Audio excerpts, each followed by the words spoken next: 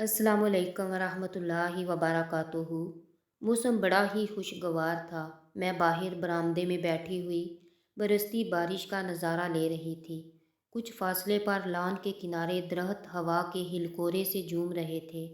फिज़ा में हुनकी बढ़ गई थी। फूल पौधे और दरख्त निखरे निखरे दिखाई दे रहे थे। अचानक एक रिक्शा पोर्च में आकर ठहर गया और उसमें से एक मुअम्मर खातून उतरी जो सीधी मेरी जानिब बढ़ी। मैं उसे आते देख कर खड़ी हो गई। पहली नज़र में खातून के हदोहाल अजनबी से लगे। गौर से देखा तो कुछ शनासासी लगी। फिर मुझे याद आ गया, इस्लामाबाद में कई साल पहले जहाँ मेरा घर था, वो खातून सामने वहाँ रहती थी। बड़े ठाठ से महारानियों की तरह सज बन कर अच्छी पोशाक में नज़र आती थी।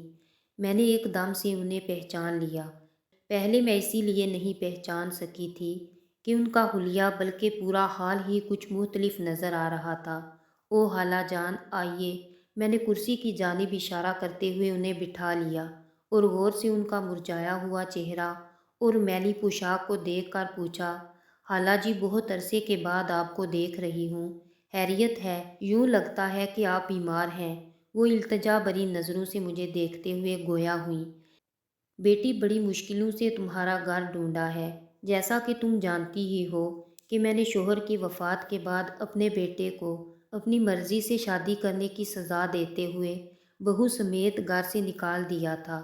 अपनी दोनों बेटियों के बहकावे में आकर ये सब कुछ किया था। बड़ी बेटी की शादी तो तुमने देख ही ली थी, और छोटी बेटी, वो एक दिन मुझसे कहने लगी कि ये बंगला मेरे नाम कर दें ताकि भाई आपको तंग ना कर सके। बेटी की अभी शादी नहीं हुई थी। मैंने सोचा चलो माँ बेटी दोनों इकट्ठी रहेंगी।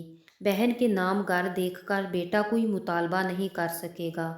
लिहाजा मकान मैंने उसके नाम कर दिया। उड़ती उड़ती खबर रिश्तेदारों में भी पहुंच गई। खानदान में ही एक लड़का था, उसने मेरी बेटी का रिश्ता मांग लिया। इनकार की कोई माकूल वजह ना थी, इसलिए मैंने हाँ कर दी। शादी हो गई और थोड़े ही अरसे बाद वो बेटी को तंग करने लगा कि ये बंगला मेरे नाम कर दो।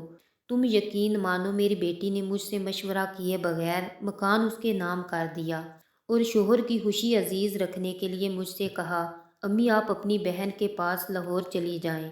ये सब शोहर के कहने से उसने कहा। लिहाजा मैं दिल बर्दाश्ता होकर लाहौर बहन के पास चली आई। दामाद ने आंखें फेर लीं और बेटी भी उसके इशारों पर नाचने लगी। आज मैं सोचती हूँ काश मैंने अपने बेटे को घर से ना निकाला होता तो आज ये दिन ना देखने पड़ते। वो जो भी था मेरा खून था। एक छोटी सी भूल की मैंने उसे इतनी बड़ी सज़ा दी कि घर से ही निकाल दिया। आज वो मेरे बुढ़ापे का सहारा होता, उसकी बीवी और बच्चे मेरी तन्हाई को दूर करते। अब मैं बहन के घर में पड़ी हूँ, बीमार रहने लगी हूँ। दवा दारू के लिए मेरे पास रकम नहीं। 3 बच्चे हैं, मगर मैं अपने आप को बेऔलाद समझती हूँ। मुझे इतना ज़रूर यकीन है कि बेटे ने मुझे अपने घर से नहीं निकालना था। काश मुझसे ये गलती ना हुई होती। मैं इसलिए आई हूँ कि मेरा मकान मुझे वापस दिलवा दे। उसने दोनों हाथ जोड़कर कहा और मैंने देखा मूसलाधार बारिश की तरह उसकी आंखें भी बरसने लगीं।